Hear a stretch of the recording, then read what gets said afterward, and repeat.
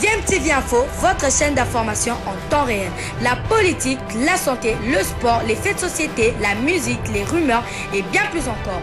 Vous découvrirez cela dans notre chaîne DMTV Info.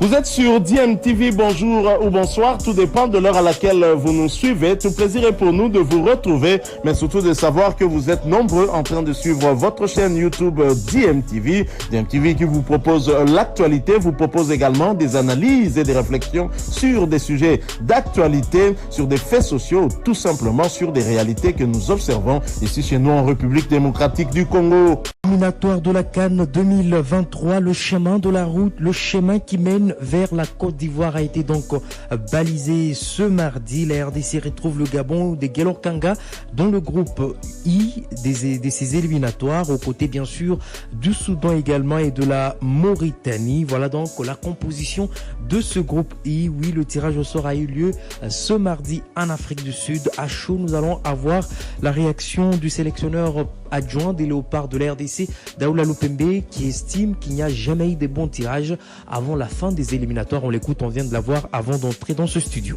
Je pense que c'est connu de tous qu'il n'y a jamais eu, jamais du tout, des tirages faciles ou des poules faciles. Les adversaires à ce niveau de la compétition se valent et tout ce que nous pouvons dire, c'est voir comment est-ce que nous pouvons rentabiliser les temps qui nous restent pour pouvoir bien préparer et voir comment est-ce que nous pouvons faire un bon résultat, c'est-à-dire nous qualifier pour la CAN. Comme vous le savez, ça fait longtemps que nous ne sommes pas représentés là-bas. Connaître les adversaires, c'est bien, mais travailler en fonction des adversaires pour pouvoir être qualifié, c'est aussi une autre chose. À pratiquement un mois et quelques jours, qu'est-ce qui doit être fait, vous, en tant que sélectionneur adjoint de la RDC? Loin de moi l'idée de nous ramener ou de rentrer en arrière, mais je pense que la RDC, c'est pas un vide. Nous ne sortons pas d'un vide. Nous avons connu des bonnes choses, tout comme des mauvaises. Et maintenant, c'est le moment de continuer à travailler sur ce qui n'a pas été dans les éliminatoires de la Coupe du Monde, voir comment est-ce que nous pouvons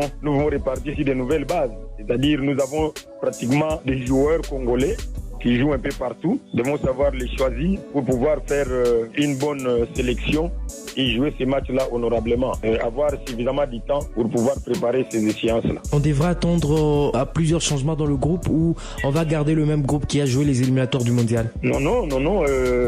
Je ne dis pas on va garder le même groupe. Je ne dis pas non plus qu'on va tout chambouler. Mais je pense que on a tiré des leçons. On a vu des choses qui se sont passées, comme je l'ai dit. Il y a eu des bonnes comme des mauvaises. Donc nous avons du pain sur la plage, comme on l'a dit. Voilà, c'était là Daoula Lupembe, sélectionneur adjoint des Léopards de la RDC. Je rappelle, ils seront dans le groupe I aux côtés du Gabon, de la Mauritanie et du Soudan. Le tirage au sort a eu lieu ce mardi. Les 48 sélections africaines engagées ont été donc réparties dans 12 groupes de 4. Donc voici donc la composition. Dans le groupe A, nous retrouvons le Nigeria, la Sierra Leone, la Guinée-Bissau, le Sao Tomé-Principe. Dans le groupe B, il y a le Burkina Faso, le Cap-Vert, le Togo, les éperdus du Togo. Voilà donc dans le groupe B, nous avons le Burkina Faso, le Cap-Vert, le Togo et Eswatini, ex-Swaziland. Dans le groupe C, le Cameroun, le Kenya, Namibie, Burundi. Dans le groupe D, l'Égypte, la Guinée, le Malawi, l'Éthiopie. Dans le groupe E, le Ghana, Madagascar, Angola et la République centrafricaine. Dans le groupe F, l'Algérie, l'Ouganda, Niger, Tanzanie. Groupe G, Mali, Congo-Brazza, la Gambie, le Soudan, voilà. Donc Mali, Congo, Gambie, Sud-Soudan. Dans le groupe H, nous avons la Côte d'Ivoire, la Zambie, Comores et Lesotho. Il faut noter que comme la Côte d'Ivoire est pays organisateur de cette CAN, donc il n'y a que le deuxième du groupe qui sera qualifié directement. Donc ça va être une lutte acharnée entre la Zambie, le Comores et le Lesotho. Je pense que le Lesotho n'aura vraiment pas droit au chapitre, mais je pense que ça va être serré entre la Zambie et les Comores. Dans le groupe I, bien entendu, on a déjà dit la RDC, le Gabon, la Mauritanie et le Soudan. Donc voilà les retrouvailles entre Guelor-Kanga et son pays d'origine. Donc ça, les débats vont continuer. On imagine déjà ce que ça va donner la présence de Guelor Kang au stade des Martyrs lors de ces matchs-là, à Kinshasa notamment, parce qu'avant, les gens n'étaient pas préparés à ces genres de polémique. La polémique est arrivée après. La polémique était arrivée après les matchs. Et donc maintenant, les Congolais vont attendre Guelor Kang a vraiment le couteau entre les dents, au sens propre et au sens figuré. Bon, ça n'a rien à voir avec la violence, mais ça va être quand même sympa de voir un peu comment cela va se passer. Est-ce qu'on va oublier? Est-ce qu'on va pardonner? Est-ce qu'on va passer à autre chose? J'espère quand même que les deux pays d'Afrique centrale pourront se qualifier pour cette CAN en Côte d'Ivoire. Donc dans le groupe G, nous avons la Tunisie, la Guinée équatoriale, la Libye et le Botswana. Dans le groupe K, nous avons le Maroc, l'Afrique du Sud, les Zimbabwe et les Libériens. Donc les Marocains sont tombés sur un os, l'Afrique du Sud, et en même temps les Sud-Africains aussi sont ravis de retrouver les Zimbabwe. C'est un peu un derby de la zone Kosafa entre l'Afrique du Sud et les Zimbabwe.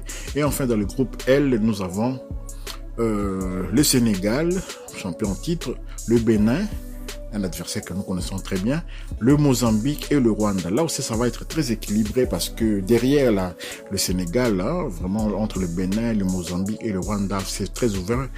Je ne vois pas qui pourra aller gagner en aller-retour chez l'autre, parmi les adversaires qui restent là. Donc la deuxième place va être disputée. Le Sénégal a le moyen de battre tout le monde en aller comme au retour. Mais sait-on jamais, dans le football, il y a toujours des surprises. Et donc voilà, si je dois un peu récapituler, dans le groupe A, le Nigeria devrait vraiment se qualifier sans problème. Qui va accompagner le Nigeria, ça c'est un autre problème. Dans le groupe du Cap Vert, le Cap Vert et le Burkina Faso, ainsi que le Togo, les trois là vont se disputer les deux premières places. Eswatini, je pense que jouera le rôle de l'arbitre. L'arbitre, donc c'est-à-dire que le goal average pourrait être déterminant pour les adversaires de ces pays. Et donc le Cameroun, le Kenya, la Namibie et le Burundi. Là aussi c'est très équilibré derrière le Cameroun. L'Égypte, Guinée, Malawi, Éthiopie, également légèrement équilibré, mais on sent quand même que la Guinée a le moyen d'accompagner l'Égypte dans cette qualification. Alors le Ghana, Madagascar, Angola, Centrafrique, je l'ai dit encore, ça va être terrible dans ces groupes-là, ça va être terrible. Même la première place n'est pas assurée au Ghana, donc vraiment il faudra bien heureux celui qui va découvrir les deux qualifiés dans cette poule-là. Voilà, merci de nous avoir suivis. DMTV est toujours là. C'était à chaud qu'on a voulu vous communiquer ce tirage au sort qui vient de se dérouler et donc en Afrique du Sud pour cette CAN 2023 qui aura lieu en Côte d'Ivoire. Déjà les éliminatoires vont commencer à la fin du mois de mai et ensuite il y aura encore une autre journée au mois de juin. Les autres rencontres seront prévu un peu plus tard. Nous attendons aussi le tirage au sort du CHAN qui aura lieu toujours au mois d'avril ici. Merci de nous avoir suivis. Si vous avez aimé, n'oubliez pas de partager cette vidéo et également de vous abonner et de liker aussi sur la petite cloche de notification afin de ne pas manquer nos prochaines vidéos qu'on va mettre en ligne. Merci et bonne soirée.